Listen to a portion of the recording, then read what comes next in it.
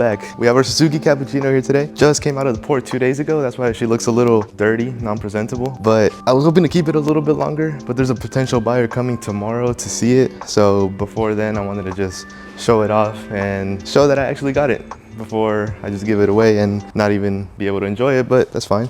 Okay, after a short little check, she's a 1994 EA11R, which is the chassis number. And for this generation came with a 660cc as most case cars, but this one's turboed and it's pushing the max 64 horsepower it can. This one doesn't have any performance modifications, just a few things here and there, as you can see the body kit, but it's mostly cosmetic and not really a different ECU and something that's gonna push it further than it was stock. And after all these years, it's probably running around that 50 horsepower mark, but for its size and the lightness of it, it probably runs pretty quick as compared to other naturally aspirated cars, or K cars in specific. I can say that compared to the Beat, it does have more power, obviously, although the Beat has individual throttle bodies or their cool Amtrak system that they want to brag about. Multi-throttle response engine control. But the Beat is a little more practical and comfortable, and it just depends what type of driver you are and what you're looking for. This could be a better option, or the Beat. This one's more expensive, but the Beat's more comfortable. This one's quicker,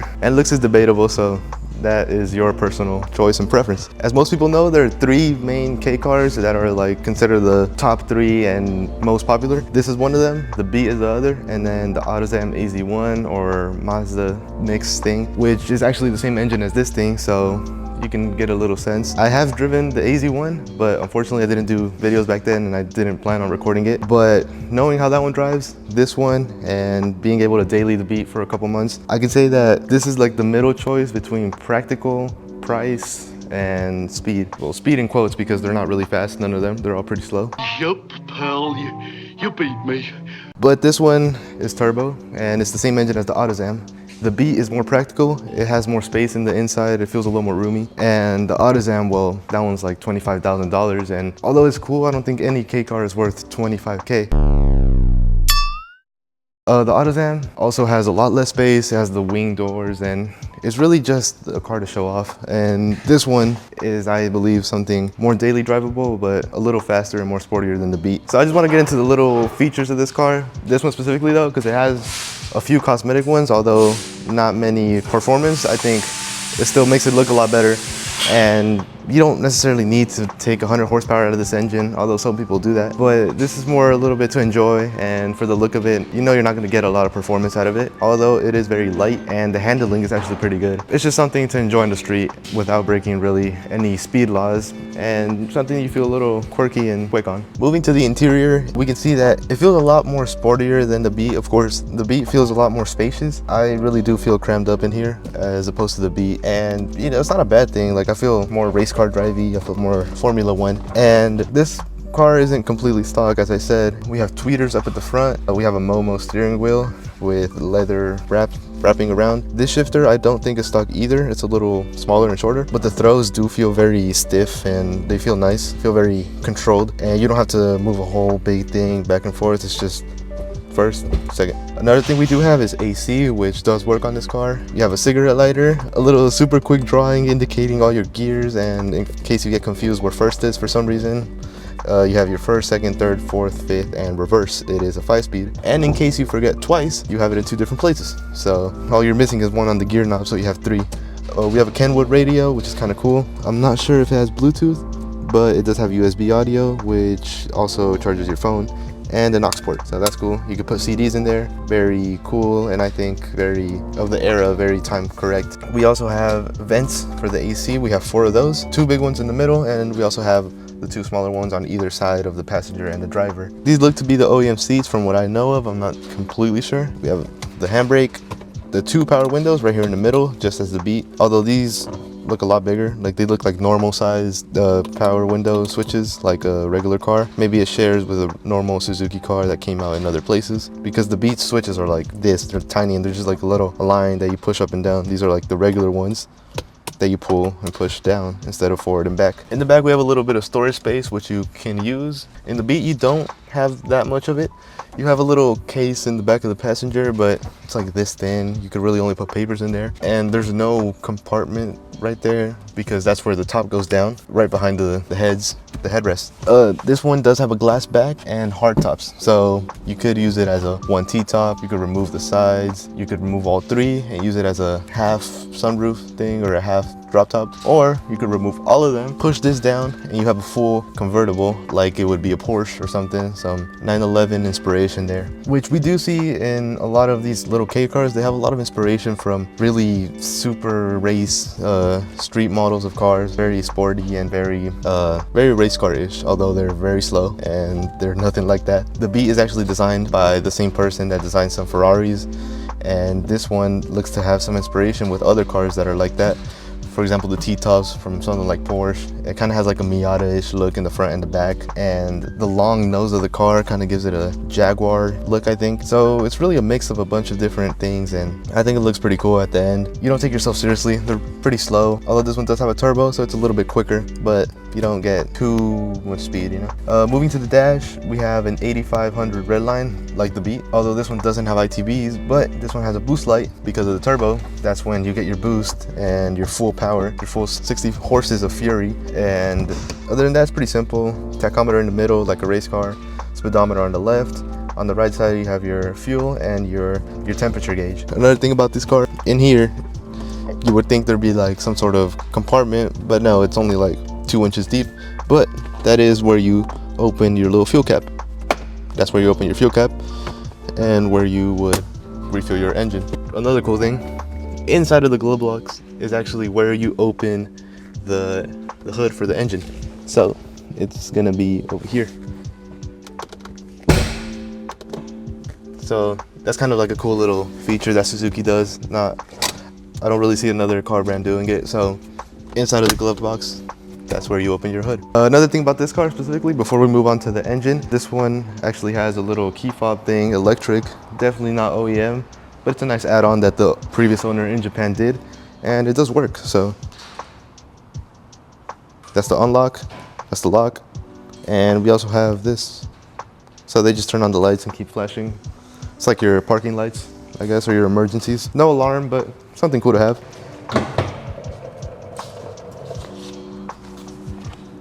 Right here. In the engine, wow, super powerful, I know. All right, so as we can see, this engine, it does look pretty cool. It has these hoses coming in over here to the front, the radiator, which I think makes it look very sporty, and it's a cool looking engine bay, as opposed to the Beat where it's in the back, which is kind of a plus side of the Beat. It's a mid-engine, so it's behind the seats. You get an NSX type of feel.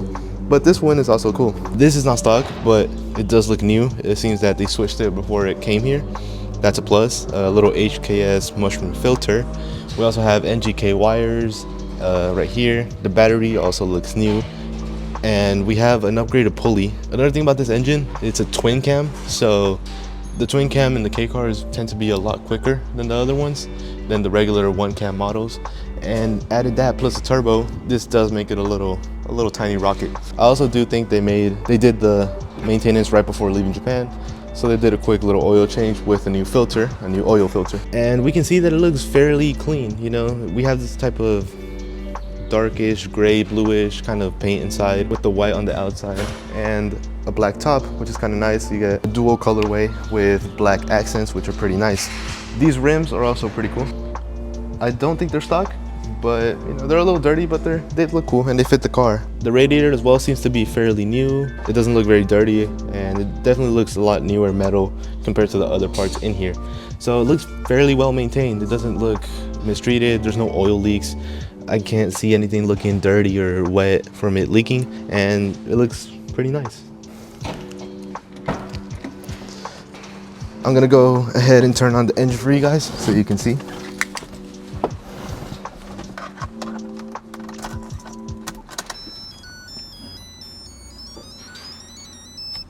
That's actually the Greddy turbo timer. I forgot to mention that.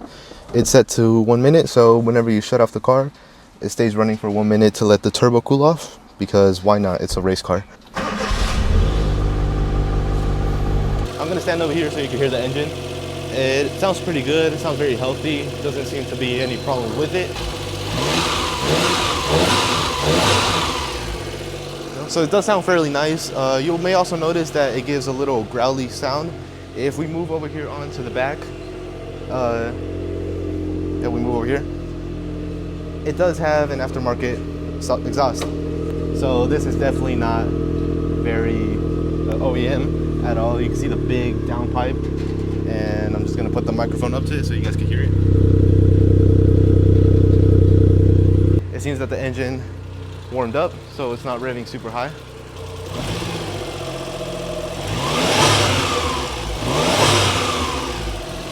You can kind of hear the turbo there and the little blow off that it makes. It does sound very, very cool.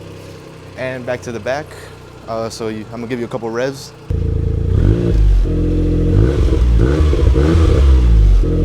And if we head back into the cabin, we have our little turbo timer right here. So if I just shut this off, I take the key out, the car is gonna keep running for a minute. It right now has 50 seconds. So when that timer goes out, the engine's gonna cut off. It's gonna let the turbo cool back down, and you don't have to worry about letting it cool down. You have one specific timer to let it do that for you. And the timer went off. So the car shuts off by itself. I got these little bags from Japan. They're actually the OEM leather bags for the tops, the little T-top as they like to call it. So it's kind of like a Porsche type of thing where you put your little bag, you put your little tops inside the bag, and then you fit your tops in the back in the trunk. So we're gonna do this together because I've never done this. I don't know how, I haven't even watched the video. So we're gonna figure it out. You're gonna watch me struggle. So there's 3 bags since there's 3 different tops or pieces of top. This is the middle one, I'm pretty sure, and it comes with some instructions. So we're gonna lay that there. I believe this is the left side. And the right side. Yeah, something like that, I don't know. Before we do that though, we have to remove the tops from the inside. So we're gonna move over here. I'm guessing it's something like this. There's another one back here. And yeah, okay. So it has 2 little hinges right here. They each go into these receivers right here. And you push this in right here. You push this in and then you lift it up and it just snaps off.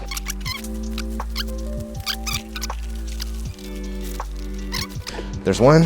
I'm gonna set this off to the side. There's 2. And this is actually one of the configurations for the top. So you can leave this little center beam and you get the Porsche look with the T-top. That's why they call it. The one in the middle of the line and then the other one going across it, meaning T. I think that this is actually a pretty cool look.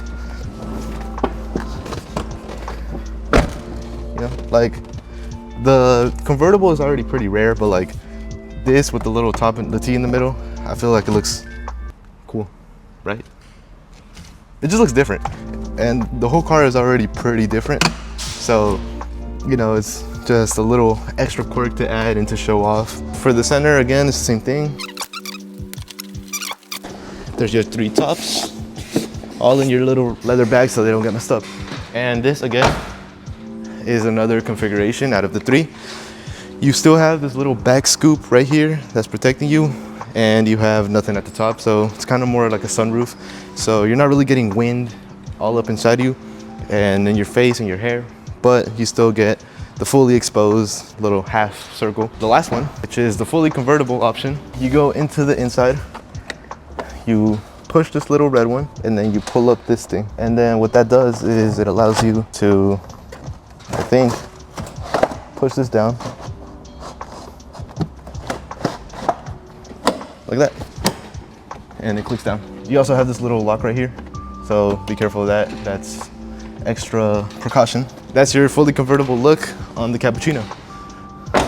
I think that it looks better than the Beat because this back part is a lot cleaner. It just doesn't like fold down, since the Beat is a soft top and this is a hard top. But the convenience of the Beat is you just unlatch the little 2 ones, push it back, and it just falls, and you have a convertible in under 5 seconds on any stoplight you want. But this also is an option. So I'm gonna follow those instructions and put them all in the trunk, since they should all theoretically fit back here. So that one, it goes in like that. This one follows suit. So you put the longer side in first, right here, and then you push down. The final one, so it's like that. and it's a very, very tight fit. But as you notice, you now have no trunk room. So the bad part about this is that you have no top if you want to go convertible mode, but you now have absolutely no space in the back. And unlike the Beat, the engine's at the front, so you can't put anything there either. And if you have a passenger, then you're out of luck. So there's nowhere to put there's no storage space, there's nothing really. Only thing you get is this little cubby right here in the back for maybe a couple things, but again, it's pretty small.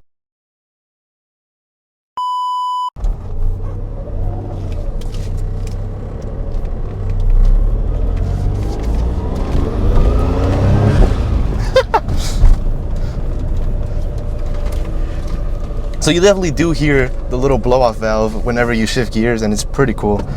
The boost kind of like hits you a little unexpectedly. It is a little tiny turbo, but you do get that extra feel. You definitely do notice it. And once you get up high into the RPMs where it grabs the boost, it's really cool.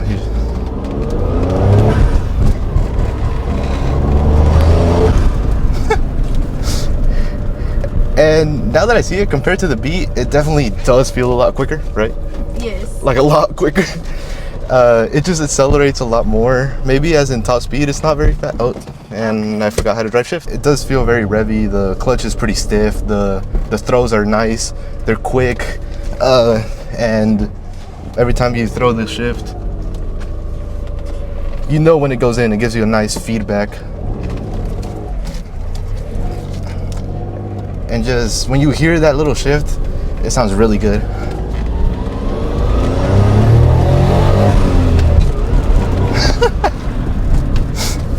This car's really cool, man.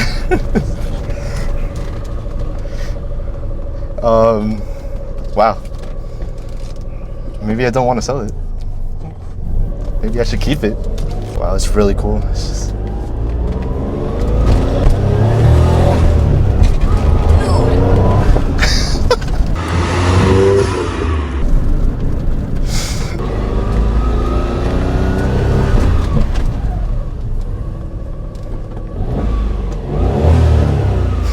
Well, I hope you enjoyed the little overview. I know it was quick and I couldn't cram a lot of content into it, but of course, there's a buyer potentially. So if they take it tomorrow, then this will be my last time seeing it, other than tomorrow, of course. But it's a really cool car. It's really quick compared to the other K cars, and it does give you a different perspective on the type of cars they are. The naturally aspirated ones feel decent because they're really low to the ground. They're tiny, quirky, and small. But this one, having that turbo just makes it a lot more fun, one, and two, it does feel a lot quicker because you're also low to the ground as well. And when the turbo boost hits you, it kind of hits you like an older car, you know? It's not gradually throughout. It's like specifically at 5,000 and it just hits you. And that gives it that little extra boost and help that it needs. But compared to the AutoZam, it feels pretty much the same. It has the same engine, of course, and the same turbo. So thank you for watching till the end if you stuck around here, and I hope that you have a great rest of your day.